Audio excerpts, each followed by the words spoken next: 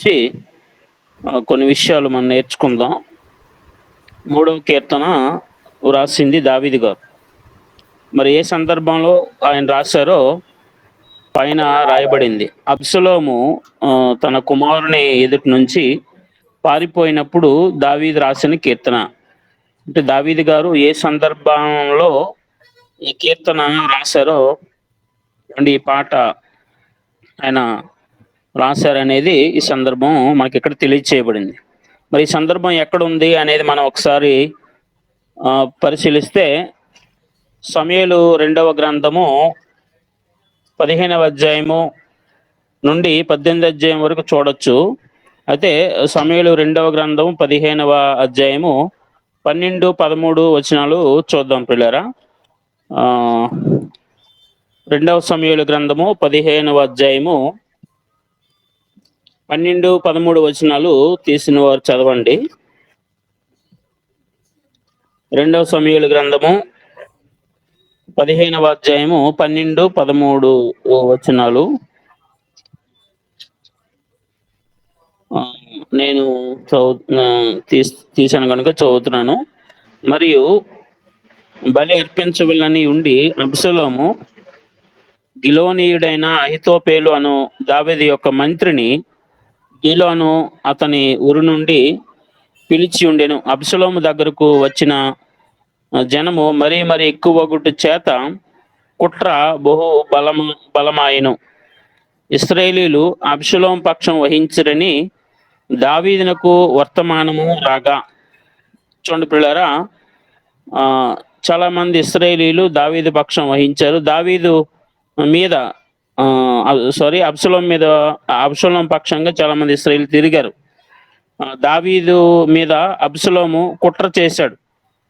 తన వైపు ఈ అబ్షాలోము దావీదు యొక్క కుమారుడే తండ్రి మీద కుట్ర చేసి మరి ఆ సింహాసనాన్ని, అధికారాన్ని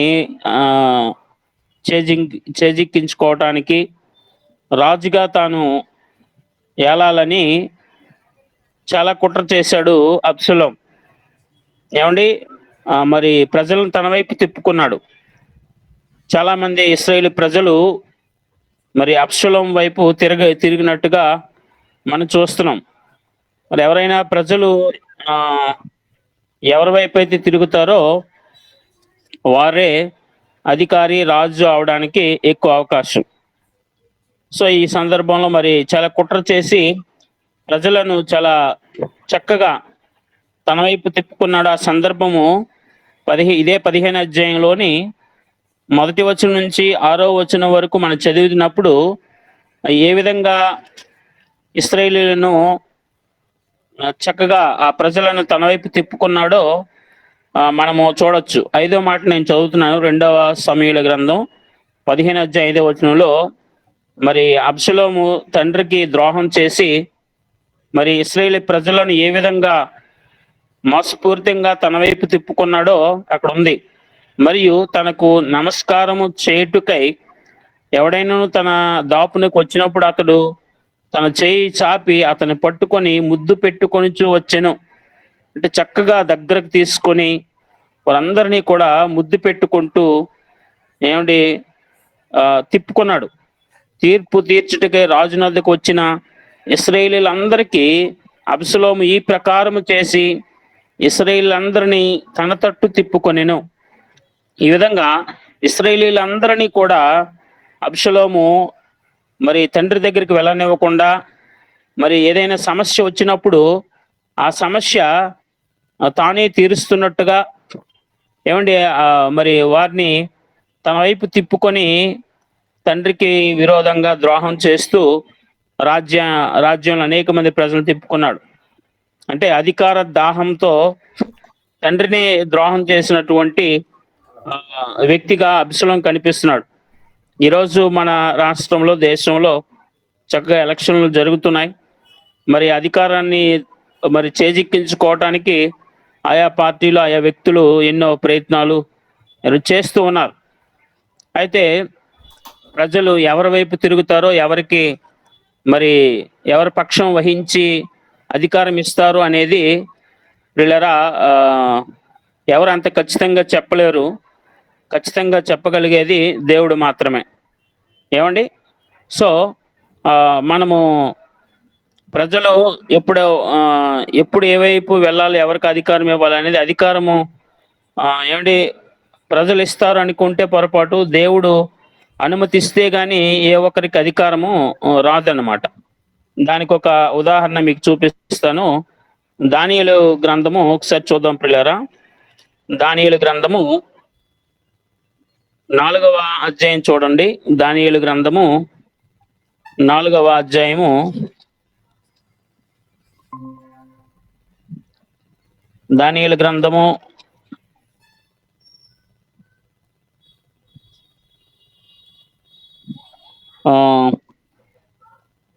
2వ అధ్యాయం చూడండి ప్రియులారా. 2వ అధ్యాయంలో 21వ వచనాన్ని చదవండి. దానియేలు గ్రంథము 2వ అధ్యాయం 21వ వచనం. ఎవరైనా తీసిన వారు చదవండి. దానియేలు గ్రంథం. ఆయన కాలములను సమయములను మార్చువాడై ఉండి రాజులను త్రోసివేయుసు నియమించుసు ఉన్నవాడును, వివేకులకు వివేకమును, జ్ఞానులకు జ్ఞానమును అనుగ్రహించువాడై ఉన్నాడు. చాలండి. చూడండి పిల్లరా, ఇక్కడ ఆలోచన చేయండి మాట. రాజులను త్రోసివేయిచు నియమించుచు ఉన్నవాడు. ఏమండి? సమస్తము చేయగలిగిన వాడు, అన్నీ కలిగి ఉన్నవాడు మన దేవుడు. ఏమంటే ఏ రాజు అయినా, లేదా ఏ నాయకుడైనా, ఏ అధికారైనా అధికారంలో ఉండాలి అంటే, ఏ నాయకుడు అయినా అధికారాన్ని చేజిక్కించుకోవాలి, అధికారం పొందాలి అంటే అది కేవలం ఆయన నియమిస్తేనే, ఆయన ఇస్తేనే జరుగుతుంది. ఏమండి? రాజులను త్రోసివేయువాడు, నియమించువాడు కూడా ఆయనే. ఎవరినైనా అధికారంలోంచి త్రోసివేసే దేవుడు, అధికారము ఇచ్చే దేవుడు కూడా ఆయనే అని ఈ వచనం చెప్తుంది. సో పిల్లరా, ఈరోజు ఎలక్షన్ గురించి చాలా ప్రార్థనలు మనం చేస్తున్నాం. మంచిది, చేయండి. దేవుని చిత్తానుసారంగా మంచి నాయకులు రావాలని తప్పేం కాదు. అయితే మనం ఎంత ప్రార్థన చేసినా దేవుడు తన చిత్తాన్ని తాను జరిగించుకుంటాడు. ఏమండి? ఆయన చిత్త ప్రకారం ఎవరికి ఇవ్వాలో వారికే ఇస్తాడు. అయితే ప్రార్థన ఎందుకు చేయాలని అంటే, మన పరిస్థితులు మారాలి. మన పరిస్థితులు మార్చటానికి, ఏమండి, ఆయన చిత్తానికి అనుకూలంగా మన పరిస్థితులు మారాలి అంటే మనం ప్రార్థన చేయాలి. చివరికి మాత్రం ఆయన చిత్తమే జరుగుతుంది. ఏమండి? సో ఆ విషయాన్ని మనందరం తెలుసుకోవాలి. సో ఎవరికి అధికారం ఇవ్వాలో, ఎవరిని అధికారం నుంచి తోసివేయాలో ఆయనకు తెలుసు. సో ప్రియులారా, ఎప్పుడు ఎవరికి అధికారము ఇవ్వాలనేది మన దేవుని చేతిలో ఉంది. సో మనం ఎప్పుడు కూడా భయపడకూడదు, ప్రార్థన మాత్రం చేయాలి. ఏమండి? ఎందుకంటే ఆ యొక్క పరిస్థితులు ఆయన చిత్తానికి అనుకూలంగా మలచబడాలి అంటే మనం ప్రార్థన చేయాలి. సో ఆయన చిత్తానికి అనుకూలంగా ఏ నాయకుడు రావాలో, ఏ నాయకుడు త్రోసివేయబడాలో, ఏమండి, మనం ప్రార్థన చేసినప్పుడు దేవుడు ఆ విధంగా ఆయన చిత్తానికి అనుకూలంగా ఎవరికి ఇవ్వాలో, ఎవరిని తోసివేయాలో ఆయనకు తెలుసు. సో ఇక్కడ అబ్షలోము అధికారాన్ని చేజిక్కించుకోవటానికి మరి ప్రయత్నాలు చేశాడు. అందుకు దేవుని అనుమతి ఉంది కనుక ఆయన చేయగలిగాడు. లేకపోతే అది జరగదు అనే విషయం కూడా మనం తెలుసుకోవాలి. ఏమండి? మరి దేవుడు ఎందుకు అది అనుమతి ఇచ్చాడో కూడా దానికి చాలా కారణం ఉంది. దావీదు చేసినటువంటి కొన్ని తప్పులను బట్టి, కొన్ని పాపాలను బట్టి ఆ యొక్క అధికారం అలా ఇవ్వబడం, మార్చడం అనేది జరిగింది. ఇదంతా మనకు ఆ యొక్క 2వ సమూయేలు గ్రంథము చదువుతుంటే అర్థమవుతుంది పిల్లరా. అయితే సందర్భంలోనికి వెళ్దాం మనం. యెహోవా నన్ను బాధించువారు ఎంతో విస్తరించి ఉన్నారు. దావీదు గారు ప్రార్థన చేస్తూ ఉన్నారు. యెహోవా నన్ను బాధించువారు ఎంతో విస్తరించి ఉన్నారు, నా మీదకి లేచువారు అనేకులు.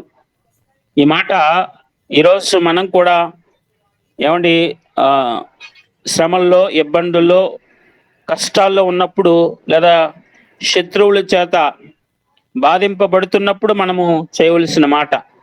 ఏమండి? అదేవిధంగా ఇదే మాట మన ప్రభువారు ఈ భూమి మీద జీవించినప్పుడు ఆయనకు కూడా ఇదే మాట వర్తిస్తూ ఉంది. ఏమండి, ఆయనకు కూడా మరి బాధించిన వారు, హింసించిన వారిని మనం ఆయన భూమి మీద జీవించినప్పుడు ఈ మాట ఆయనకు వర్తించింది. ఒకసారి ఆ సందర్భాన్ని చూద్దాం. ఆ మత్తయి సువార్త 27వ అధ్యాయం చూద్దాం ప్రియులారా. మత్తయి సువార్త 27వ అధ్యాయము 39వ వచనం నుంచి చూసినట్లయితే, మత్తయి సువార్త 27 అధ్యాయం 39, ఆ మార్గమున వెళ్ళుచుండిన వారు తలలోచుచు దేవాలయమును పడగొట్టి 3 దినములో కట్టువాడా, నిన్ను నీవే రక్షించుకొనుము. నీవు దేవుని కుమారుడివైతే శిలువ మీద నుండి దిగుమని చెప్పుచు ఆయనను దూషించిరి.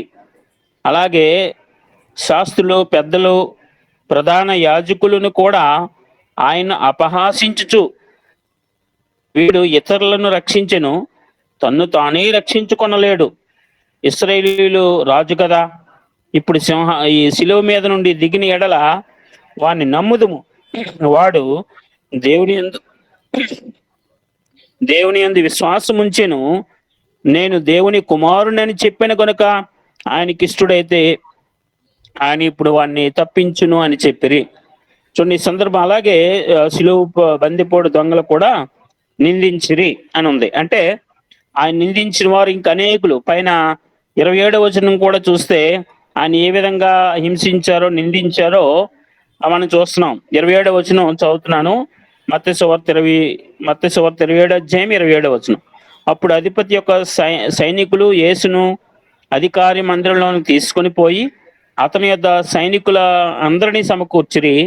వారు ఆయన వస్త్రములు తీసివేసి ఆయనకు ఎర్రని అంగి తొడిగించి ముండ్ల కిరీటమును అల్లి ఆయన తలకు పెట్టి ఒక రిల్లు ఆయన కుడి చేతిలో ఉంచి ఆయన ఎదుట మోకాళ్ళుని, యూదుల రాజా నీకు శుభమని చెప్పి ఆయనను అపహాసించిరి. ఆయన మీద ఉమ్ము వేసి ఆ రిల్లు తీసుకొని దానితో ఆయనను తల మీద కొట్టిరి. ఆయనను అపహాసించిన తర్వాత ఆయన మీదనున్న అంగీని తీసివేసి ఆయన వస్త్రములు తొడిగించి సిలువేయుటకు ఆయన తీసుకొని పోయారు. చూడండి, ఇక్కడ సైనికులు ఆయన ఎంతో నిందించారు, హింసించారు. ఇవన్నీ చూస్తున్నాం. ఆయన ఏ విధంగా అపహాస్యం చేశారో, ఏ విధంగా నిందించారో చూస్తున్నాం. ఈ సందర్భంలో కింద చూసినప్పుడు ప్రధాన యాజకులు, పెద్దలు, ఏమండి ఆ యొక్క ప్రజలందరూ కూడా ఆయన్ను ఏ విధంగా హేళన చేస్తున్నారో, శిలువ మీద నుంచి దిగు, నేను దేవుడు నమ్మాడు కదా, ఈయన దేవుని కుమారుడు అయితే దిగితే మేము నమ్ముతాం, ఇప్పుడు నిన్ను నువ్వే రక్షించుకోలేవు, ఈ ఇతరులు రక్షించగలవా అని ఈరోజు చాలా మంది చేస్తున్నారు. ఆనాడు వాళ్ళు కూడా చేశారు. ఏమండి, ఏమని చేశారు? వీడు ఇతరులను రక్షించను, తన్ను తానే రక్షించుకోలేడు అని ఆ రోజు శిలువ మీద ఉన్నప్పుడే ఆనాడి ప్రజలు చేశారు. ఈ రోజు కూడా ఎంతో మంది చేస్తున్నారు. సో అది ఇంకొక ఆయన అయితే చెప్పాడు, 3 మేకులు పీక్కోలేని వాడు దేవుడు ఎలా అవుతాడు అని అపహాస్యం చేశాడు. ఈ రోజు కూడా అలాంటి వారు చాలా మంది ఉన్నారు. ఏమండి, అయితే ప్రియులారా, అది ఎందుకు జరిగిందో, ఏమండి ఏ విధంగా మరి అది ఆయన శిలువ మరణం పొందవలసి ఉందో ఆ సందర్భం వారికి తెలియదు. అది వారి జ్ఞానానికి అందదు. ఏమండి, సో వారి ప్రకృతి సంబంధంగా భౌతికంగా ఆలోచించే వానికి ఈ విషయం అర్థం కాదు. సో అయితే ఇక్కడ మనము ఈ యొక్క మాటలు, కీర్తన 3లో ఉన్నటువంటి మాటలు ప్రభువైన యేసుక్రీస్తు వారి యొక్క జీవితానికి కూడా సరిపోయే విధంగా ఉన్నాయి అని చెప్పటానికే నేను ఈ మాటలను మీకు చూపించాను ప్రియులారా. అదేవిధంగా ఆయన బ్రతికున్నప్పుడే, ఏమండి ఆయన ఆరంభంలోనే, బోధ చేస్తున్న ఆరంభంలోనే ఆయన్ని చంపటానికి ప్రయత్నం చేశారు. ఆయన శిలువలో చంపారు అనేది నిజమే. ఆయన ముందు సేవకు ప్రారంభంలోనే ఆయన సొంత ప్రజలే ఆయన చంపటానికి ప్రయత్నం చేసినట్టుగా మనము మరొక సందర్భాన్ని చూస్తాం. లోకసువార్త 4వ అధ్యాయము చూడండి. లోకసువార్త 4వ అధ్యాయము 28వ వచనం నుంచి చదువుదాం. 28, లోకసువార్త 4:28. ఎవరైనా తీసిన వారండి. లోకసువార్త 4:28. సమాజ మందిరంలో ఉన్నవారందరూ ఆ మాటలు విని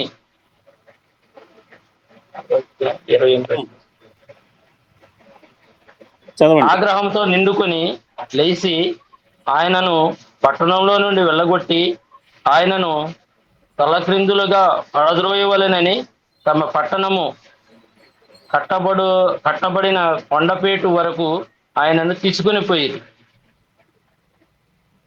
చూడండి పిల్లరా, ఇక్కడ అంటే ఆయన సిలువలో ఆ సందర్భంలోనే చంపాలని ప్రయత్నించారు అనుకోకూడదు. అంతకు ముందు కూడా చాలా సార్లు ప్రభువారిని చంపడానికి ప్రయత్నం చేశారు.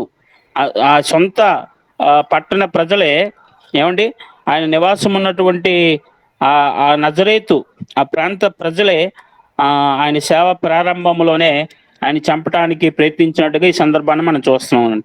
ఆగ్రహంతో నిండుకుని ఏం చేశారట, లేచి ఆయనను పట్టణంలో నుండి వెళ్ళగొట్టేసి ఆయనను తలక్రిందులుగా పడద్రోయాలి అంటే తలక్రిందులుగా ఆ కొండ పేటు వరకు తీసుకుపోయారట. కొండ చివరి వరకు తీసుకుపోయి అక్కడి నుంచి తలక్రిందులుగా పడద్రోసేయాలని చూశారట. అంటే ఇలాంటి అంటే ఆయన చంపడానికి అంతకు ముందు నుంచే ప్రయత్నాలు జరుగుతూ వస్తున్నాయి. ఏమండి, మరి ఆయన బాల్యంలో ఉన్నప్పుడే హెరోదు చంపడానికి ప్రయత్నం చేశాడు. ఏమండి, ఆ తర్వాత ఆయన సేవ ప్రారంభంలోనే ఇక్కడ వీళ్ళు చంపడానికి మరి ప్రయత్నం చేశారు. ఏమండి, కానీ అప్పుడేమి అది వాళ్ళు ప్రయత్నం చేసినా జరగలేదు. దేవుడు అనుమతి ఇచ్చేంత వరకు ఎవరు కూడా మనల్ని టచ్ చేయలేరు పిల్లరా. ఆ విషయం మీరు తెలుసుకోవాలి. అదే యేసుప్రభువు వారు చెప్తున్నారు. 12వ అధ్యాయం చూడండి, లోకాసు వార్త 12వ అధ్యాయము, లోకాసు వార్త 12వ అధ్యాయము, లోకాసు వార్త 12వ అధ్యాయము 4వ వచనం నుంచి చదవండి. నా స్నేహితులైన మీతో నేను చెప్పింది ఏమనగా, దేహమును చంపిన తర్వాత మరేమీ చెయ్యని వారికి భయపడకుడి. మీరెవనికి భయపడవలనో మీకు తెలియచేతును. చంపిన తర్వాత నరకంలో పడద్రోయ శక్తి గలవానికి భయపడుడి.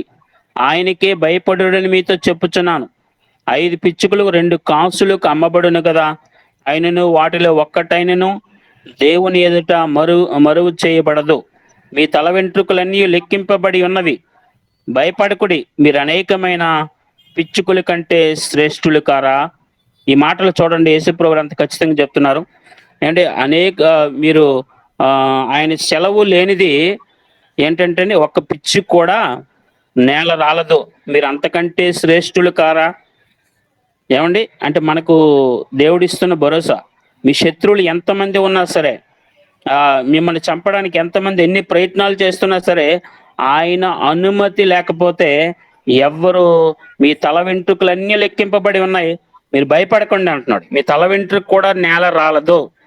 ఎంతమంది ఎన్ని ప్రయత్నాలు చేసినా ఆయన అనుమతి లేకపోతే మనకు మరణము రాదు అని ఖచ్చితంగా చెప్తున్నాడు ఇక్కడ యేసుప్రభువు వారు. ఏమండి, అయితే ఒకవేళ చంపినా సరే, ఏమండి, ఇంకా చెప్తున్న 4వ వచనంలో, దేహముని చంపిన తర్వాత మరేమీ చెయ్యనేరని వారికి భయపడకండి. మనుషులు ఏం చేయగలరు? మన దేహాన్ని చంపగలరు.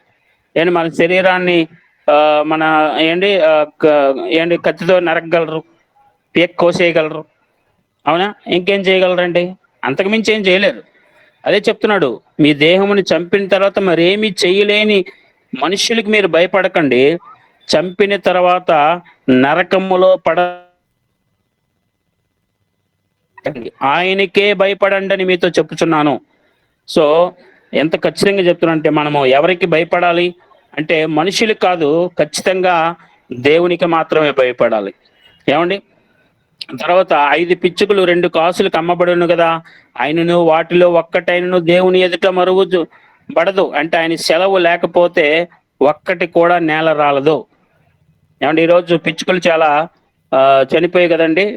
ఎందుకు చనిపోయానంటే చాలా మంది ఏం కారణం చెప్తారంటే, మరి రేడియేషన్ వల్ల చనిపోతున్నాయి అనే కారణం చాలా మంది చెప్తున్నారు. ఓకే, ఏమంటే అది ఒక కారణం అయితే కావచ్చేమో, కానీ ఖచ్చితమైన కారణం అది కాదు. ఎందుకు అని అంటే పిల్లరా, ఈరోజు పక్షుల సంఖ్య తగ్గిపోతుంది, జంతువుల సంఖ్య తగ్గిపోతుంది, మనం చూస్తున్నాం. నా చిన్నప్పుడు నేను చూశాను, మా ఊరు నిండా చాలా పిచ్చుకలు ఉండే. మా ఊర్లో ఎక్కువ అంటే పందులు, ఎలుగుబంట్లు, నక్కలు చాలా ఎక్కువ చూసేవాడు. కానీ ఇప్పుడు చూస్తే ఆ సంఖ్య తగ్గిపోయింది. అంటే పశువుల సంఖ్య కూడా తగ్గిపోయింది. ఎందుకు తగ్గిపోతుంది? ఏమండి, ఎందుకు తగ్గిపోతుంది చాలా మంది తెలీదు. ఏమండి, ఇది రేడియేషన్ వలన వర్షాలు కానీ కాదు పిల్లరా, దేవుడు ఖచ్చితంగా చెప్తున్న మాట మేము చూపిస్తాను చూడండి. ఇర్మియా గ్రంథం 4వ అధ్యాయం 12వ వచనం చూడండి. ఇర్మియా గ్రంథం 4వ అధ్యాయము 12వ వచనం. ఇర్మియా గ్రంథం 4వ అధ్యాయము 12వ వచనంలో 12వ అధ్యాయం చూడండి. ఇర్మియా గ్రంథం 12వ అధ్యాయం, సారీ 12వ అధ్యాయం చూడండి. 12వ అధ్యాయం 4వ వచనం. ఇర్మియా గ్రంథం 12వ అధ్యాయం 4వ వచనం. ఇర్మియా గ్రంథం 12వ అధ్యాయం 4వ వచనం.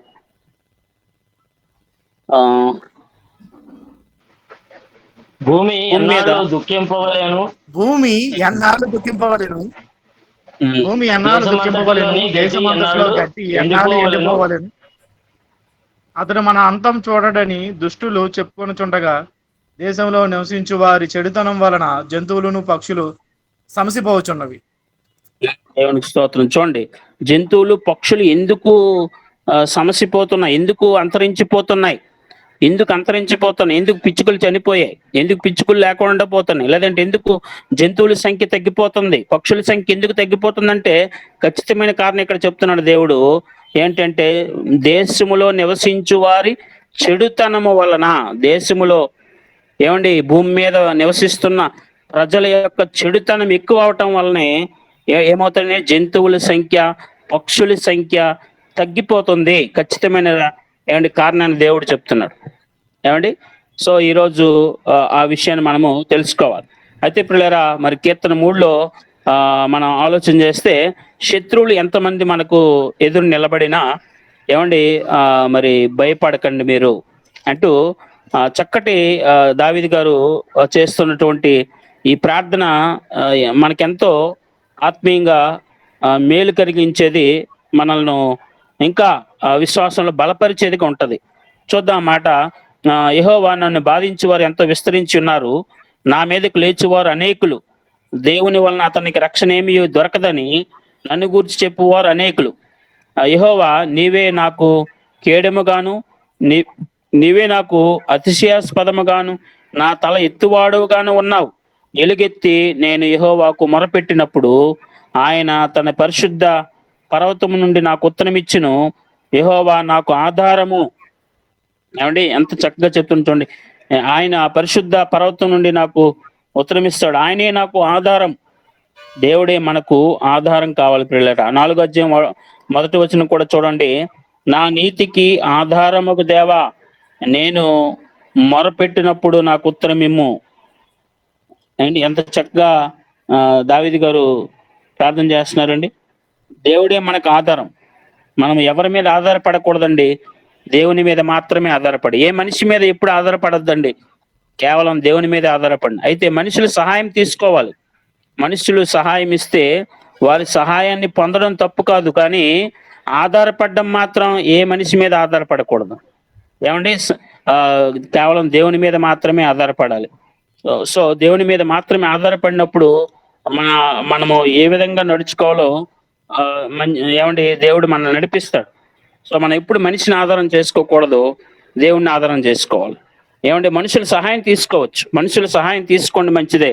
ఏమంటే సహాయం చేస్తే మీరు కూడా సహాయం చేయండి, ఎవరైనా సహాయం చేస్తే వారు సహాయం తీసుకోండి, కానీ ఆధారపడడం మాత్రం మన దేవుడు మాత్రమే మనకు ఆధారం. ఆ సత్యాన్ని మనం ఎప్పుడు కూడా తెలుసుకోవాలి. ఏమండి, ఆ తర్వాత దావీదు గారు అంటున్నారు, కావున నేను పండుకొని నిద్రపోయి మేలుకొందును. నేను పండుకొని నిద్రపోయి నేను మేల్కొంటాను. పడుకొని అలాంటి పరిస్థితుల్లో, శత్రువులు దాడి చేస్తున్న పరిస్థితుల్లో, శత్రువులు మనల్ని చంపాలని ప్రయత్నిస్తున్న పరిస్థితుల్లో మనం పడుకొని నిద్రపోవడం అనేది ఏమండి అది ఎలా సాధ్యం? ఏమండి, అది ఎలా సాధ్యం అంటే ఆయన మీద విశ్వాసం ఉంచినప్పుడు మాత్రమే అది సాధ్యం పిల్లరా. ఏమండి, ఆయన మీద ఆధారపడినప్పుడు మాత్రమే అది సాధ్యం. ఏమండి, పండుకొని నిద్రపోవడము అలాంటి పరిస్థితుల్లో ఏమండి మరి దావీదు గారి లాగా విశ్వాసం కలిగి మనం ఉన్నప్పుడు అది సాధ్యపడుతుంది అనే విషయం తెలుసుకుందాం. చూడండి 6వ వచనంలో ఎంత చక్కటి మాట చెప్తున్నాడంటే, 10,000 మంది దండెత్తి నా మీదకి వచ్చి మోహరించినను నేను భయపడను. 10,000 మంది దండెత్తి మోహరించినా సరే నేను భయపడను. అంటే అంత ధైర్యంగా దావీదు గారు దేవుని మీద ఆధారపడి విశ్వాసంతో జీవించారు. ఏమండి ఆ అంత గొప్ప విశ్వాసం దావీదు గారు. ఆయన్ను ఒక ఆదర్శం మనకు. దావీదు గారు ఆయన ఎన్నో యుద్ధాలను ఎదుర్కొన్నారండి. దావీదు గారు ఏమండి ఎన్ని యుద్ధాలను ఎదుర్కొన్న ఏ యుద్ధంలో కూడా ప్రియులారా ఆయన ఏమండి ఓడిపోవడం అనేది జరగలేదు. ఏమండి అంత అంత ఖచ్చితంగా ఆయన ప్రతి యుద్ధంలో విజయాన్ని శత్రువులను జయించగలిగారు, విజయం సాధించగలిగారంటే కారణము దావీదు గారు దేవుని మీద ఆధారపడి జీవించారు.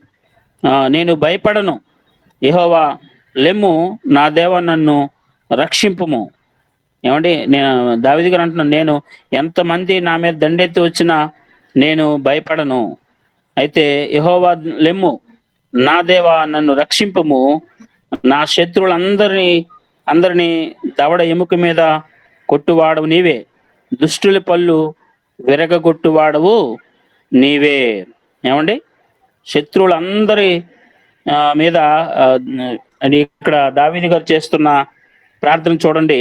నా శత్రువులందరి దవడేమ అంటే పళ్ళు మీద కొట్టి పళ్ళు విరగొట్టువాడు నువ్వే అంటున్నాడు. చూడండి పిల్లరా, పాత నిబంధనలో మరి శత్రువులను మరి ఈ విధంగా దేవుడు కొట్టాలి అని ప్రార్థించారు భక్తులు. కానీ న్యూ టెస్టిమెంట్లో మనము మన యొక్క భౌతికమైన శత్రువులు కొరకు ఈ విధంగా ప్రార్థించడానికి లేదు. నేను మత్తయి సువార్త 5వ అధ్యాయం 44వ వచనంలో ప్రభువారు మనకిచ్చినటువంటి చక్కటి మాట ఏంటంటే ఒకసారి చూద్దాం. మత్తయి సువార్త 5వ అధ్యాయము 43, 44 వచనాలు చదవండి. మత్తయి సువార్త 5వ అధ్యాయము 43, 44. మత్తయి సువార్త 5వ అధ్యాయం 43, 44. నేను నీ పొరుగువాని ప్రేమించి నీ శత్రువులను దేశించమని చెప్పబడిన మాట మీరు విన్నారు కదా. నేను మీతో చెప్పినది ఏమనగా, మీరు పరలోకమందు మీ తండ్రికి కుమారులై ఉన్నట్లు మీ శత్రువులను ప్రేమించుడి, మిమ్మల్ని హింసించే వారి వరకు ప్రార్థన చేయడి. ఆయన చెడ్డవారి మీదను మంచివారి మీదను ఓకే మిమ్మల్ని హింసించు వారి కొరకు ప్రార్థన చేయండి, మీ శత్రువులను మీరు ప్రేమించాలి. చూడండి పిల్లరా, మరి న్యూ టెస్టిమెంట్ ప్రభువారు మనతో చెబుతున్నది ఏంటంటే మనం ఏం చేయాలి క్రైస్తవులు ఈరోజు అంటే, పిల్లరా మన శత్రువుల కొరకు ప్రార్థించే వారికి ఉండాలి, వారిని క్షమించే మనసు కలిగి ఉండాలి. ఏమండి అప్పుడు దేవుడు మన పక్షంగా పగ తీరుస్తాడు. పగ తీర్చుట నా పని, నేనే ప్రతీకారం చేసేదను అని ఆయన అంటున్నాడు పిల్లరా. ఏమండి రోమపత్రి 12వ అధ్యాయంలో చెప్తున్నాడు ఆ మాట. మనము ప్రార్థించడమే మన పని, పగ తీర్చడం మన పక్షాన ప్రతీకారం చేయటము ఆయన పని. అదే చెప్తున్నాడు రోమపత్రిక ఆ మాట చూడండి. ఈ కాలంలో మరి దేవుడు మనకిచ్చిన ఆయన మనతో చెప్పిన మాటను మనం పాటించాలి. నేను మీతో చెప్పినది ఏమనగా, మీ శత్రువుల కొరకు ప్రార్థించండి, మీ హింసించే వారి కొరకు ప్రార్థించండి, వారిని ప్రేమించండి అని ఆయన మనకు చెప్పారు. ఆయన చెప్పింది మనం చేయాలి. ఇప్పుడు మనం ప్రార్థించవలసిందే, మన శత్రువులని ప్రేమించాలి, వారి కొరకు ప్రార్థించాలి. అప్పుడు మన పక్షం మనం ఎప్పుడు పగ తీర్చుకోకూడదు, మన పక్షంగా పగ తీర్చేవాడు దేవుడే. ఆయన చెప్తున్నాడు 12వ అధ్యాయం రోమపత్రిక చూడండి. రోమపత్రిక 12వ అధ్యాయము 17వ వచనం చూడండి. 19 చదవండి పిల్లరా. రోమపత్రిక 12:19. మీకు మీరే పగ తీర్చుకొనక దేవుని ఉగ్రతకు చోటీయుడి. పగ తీర్చుట నా పని, నేను ప్రతిఫలము నిత్తును అని ప్రభువు చెప్పుచున్నాడని వ్రాయబడి ఉన్నది. కాబట్టి నీ శత్రువు ఆకలిగుని ఉంటే భోజనం పెట్టుము, దప్పిగై ఉంటే దాహమునిమ్ము. అలాగూ చేయటం వలన అతని తల మీద నిప్పులు ఉప్పగా పోయిదు. కీడు వలన జయింపబడక మేలు చేత కీడును జయించుము.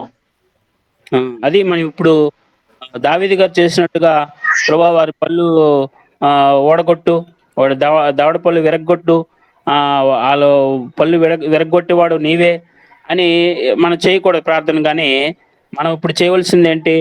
మన శత్రువులు ప్రేమించాలి, వారి కొరకు మనం మన హింసించే వారి కొరకు ప్రార్థన చేయాలి. అయితే మన పక్షంగా ఏమండి న్యాయం ఉన్నప్పుడు మన పక్షంగా ఆయనే పగ తీరుస్తాడు. కాబట్టి పగ తీర్చుట నా పని, నేనే ప్రతిఫలం ఇస్తాను. ఈరోజు చాలా మంది పగ తీర్చుకోవడం వీళ్ళ పనిలాగా భావిస్తున్నారు. అది చాలా తప్పు. రీలారా, పగ తీర్చుకోవడం మన పని కాదు, అది దేవుని పని. ఆయనే ప్రతిఫలం ఇస్తాడు, ఆయనే పగ తీరుస్తాడు. సో మన శత్రువులు ఆకలిగొని ఉంటే వారికి భోజనం పెడదాం, దప్పికొని ఉంటే దాహం ఇద్దాం. అలాగ చేయడం వల్ల ఏం జరుగుతుందంటే వారి తల మీద నిప్పులు కుప్పగా పోసినట్టుగా ఉంటది. సో కీడు వలన కీడు చేసి జయించకుండా ఏంటి కీడుకు మేలు చేసి ఆ కీడుని జయించమంటున్నాడు. సో ఆ విధంగా మనం ఈరోజు ఉండాలి. ఆ విధంగా ఈరోజు మనం ప్రార్థన చేయాలి. ఏమండి మరి దావీదు గారు ఇంకేమంటున్నారో చూద్దాం. చూడండి ఆ ప్రార్థనలో, దేవా నా శత్రువులు ఎంతమంది ఉన్నా సరే నేను నీ మీద ఆధారపడి ఉన్నాను, క్షేమంగా నేను నిద్రపోతాను. నా యొక్క శత్రువులు ఎంతమంది వచ్చినా సరే నేను భయపడను, నువ్వే లేచి రక్షించినాను. మరి నా శత్రువుల యొక్క దవడ మీద ఏమండి కొట్టు, నువ్వే దుష్టుల పళ్ళు విరగ్గొట్టువాడు నువ్వే, ఏమండి పళ్ళు విరగ్గొట్టువాడు నువ్వే అని మరి దేవునికి ప్రార్థన చేస్తున్నాడు.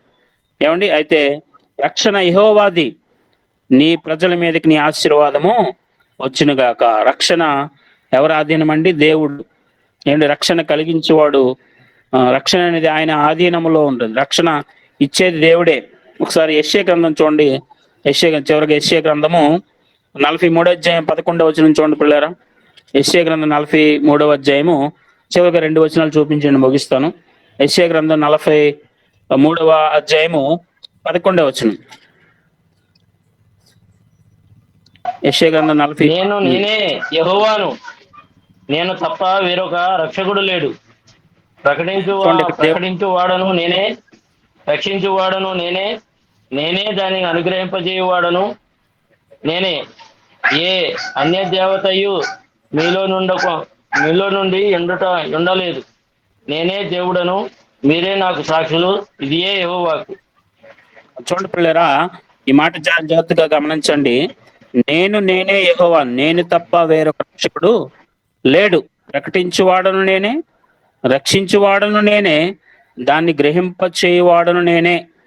ప్రకటించు ఆయన తండ్రి అయితే, రక్షించువాడు ప్రభు అయితే, ఏమంటే గ్రహింప చేయువాడు ఏమంటే పరిశుద్ధాత్మ అయితే, ఈ ముగ్గురు ఏకీభవించి ఉన్నారు. ఒకే దేవుడు ముగ్గురు వ్యక్తులుగా తన రక్షణ కార్యాన్ని జరిగిస్తున్నాడు. ఆయన త్రియేక దేవునిగా ఉన్నాడని బైబిల్ స్పష్టంగా చెప్తుంది. సో నేనే యెహోవా, నేను తప్ప వేరొక రక్షకుడు లేడు. మరొక మాట చూడండి, అదే యెషయా గ్రంథము 45వ అధ్యాయము, యెషయా గ్రంథం 45వ అధ్యాయము 23వ వచనం చూడండి, 22వ వచనం చూద్దాం. 45:22 యెషయా గ్రంథం 45వ అధ్యాయం 22వ వచనం. భూదిగంధ నివాసులారా, నా వైపు చూసి రక్షణ పొందుడి. నేనే దేవుడను నేనే, మరి ఏ దేవుడునూ లేడు. నా ఎదుట ప్రతి మోకాలు వంగుననియు, ప్రతి నాలుగయు నా తోడని ప్రమాణము చేయననియు నేను నా పేరట ప్రమాణము చేసి ఉన్నాను. నీతిగల నా నోటి మాట బయలుదేరి ఉన్నది, అది వ్యర్థము కానేరదు. చూడండి ఏమంటున్నాడు? భూ దిగాంతముల నివాసులారా, అందరితో చెప్తున్నాడు. భూమి మీద అన్ని దిక్కులలో ఉన్న నివాసులారా. భూ దిగాంతములు అంటే భూమి మీద ఎన్ని దిక్కుల్లో ప్రజలు ఉన్నారో అన్ని దిక్కుల్లో ఉన్న ప్రజలారా, నా వైపు చూసి రక్షణ పొందండి. దేవుడును నేనే, మరి ఏ దేవుడును లేడు. స్పష్టంగా చెప్తున్నాడు మాట ఆయన. ఏమండి రక్షించేవాడు, రక్షకుడు. ఏమండి మరి మనల్ని నరక శిక్ష నుంచి కానీ, సాతాను నుంచి కానీ, కీడు నుంచి కానీ రక్షించేవాడు ఆయనే అని మనం తెలుసుకోవాలి. అదే దావీదు గారు తెలుసుకున్నారు.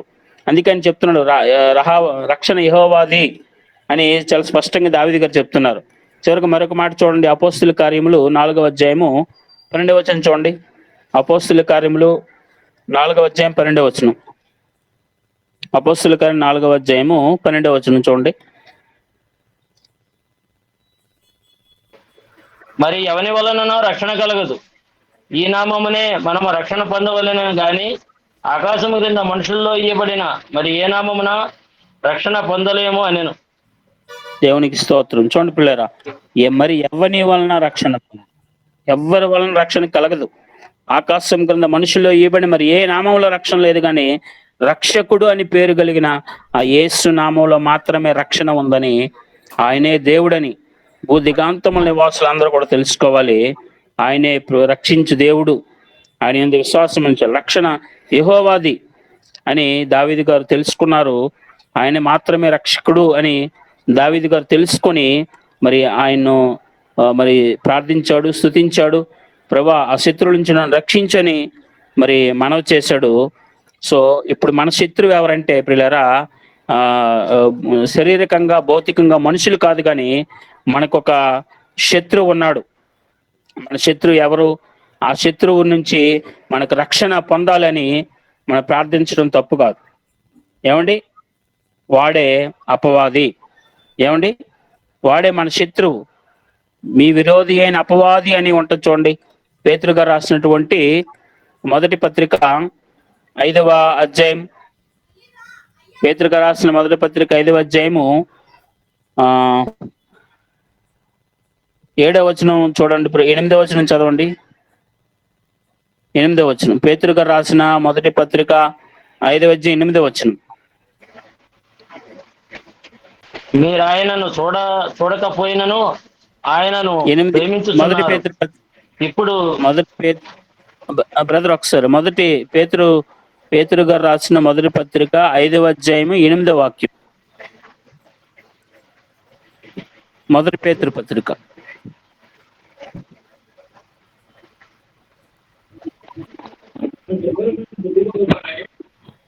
నేను చదువుతున్నాను, తీసారా? ఆ నిర్భరమైన బుద్ధి గలవారై మెలకుగా ఉండుడి.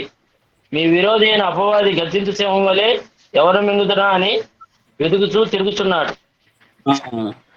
చూడండి ఏమంటున్నాడు? మీ నిబ్బరమైన బుద్ధి గలవారే మెలకువగా మీరు ఉండండి.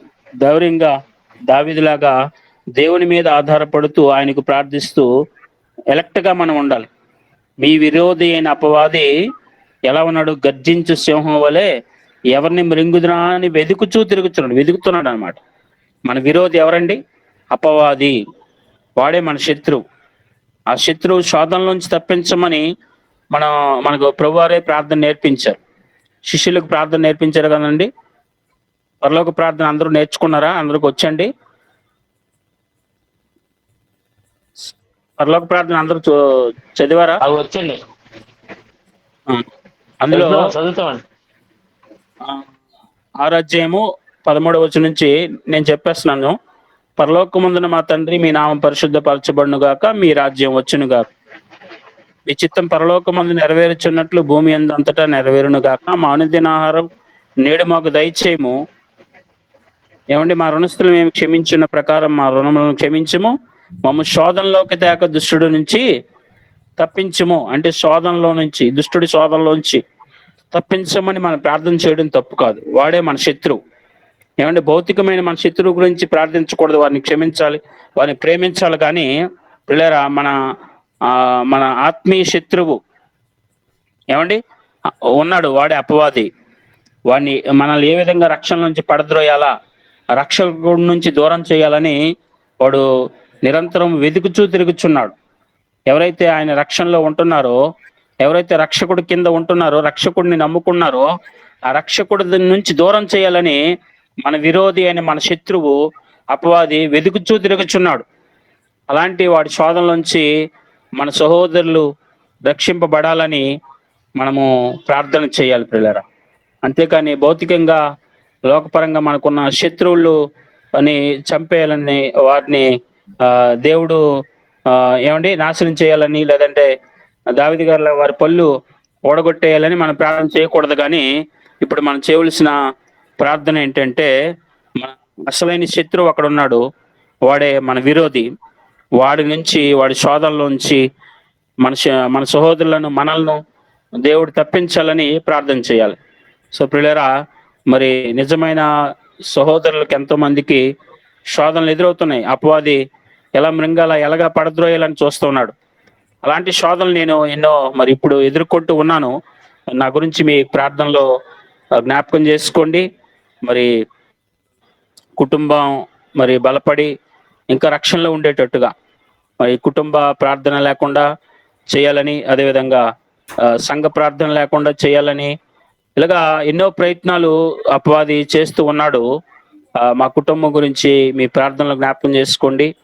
అనుదినం మా కుటుంబ ప్రార్థన జరిగేటట్టుగా, అనుదినం మరి సంఘములో దేవుడు నన్ను వాడుకునే విధంగా మీ ప్రార్థనలు జ్ఞాపకం చేసుకోండి.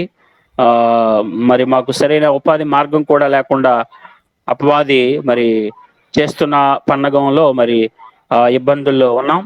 మీ ప్రార్థనలు జ్ఞాపకం చేసుకొని మా కొరకు ప్రార్థన చేయండి. అట్టి కృపా ధన్యత దేవుడు మీ అందరికీ దయచేయును గాక. ఆమెన్. చిన్న ప్రార్థన చేసుకుని ముగించుకుందాం. పరిశుద్ధుడా, ప్రేమగల తండ్రి, వందనాలు. ఇదిగోనైనా మా రక్షకుడు, మా విమోచకుడు మీరే. నేను దుష్టుడి శోధలోంచి తప్పించు వారు మీరే ప్రభా. మా విరోధి అయిన అపవాది ఎవరిని మృంగుదురా అని వెతుకుచూ తిరుగుచున్నాడు. దేవా తండ్రినైనా మేము వాడి యొక్క శోధనలో పడకుండా దేవా తండ్రిని మమ్మల్ని తప్పించండి, రక్షించండి ప్రభా. మా రక్షకుడు మీరే అని మీ అందే విశ్వాసం నుంచి మేము నేను జీవిస్తుండగా మాకు సహాయం చేయండి. నేను రక్షణ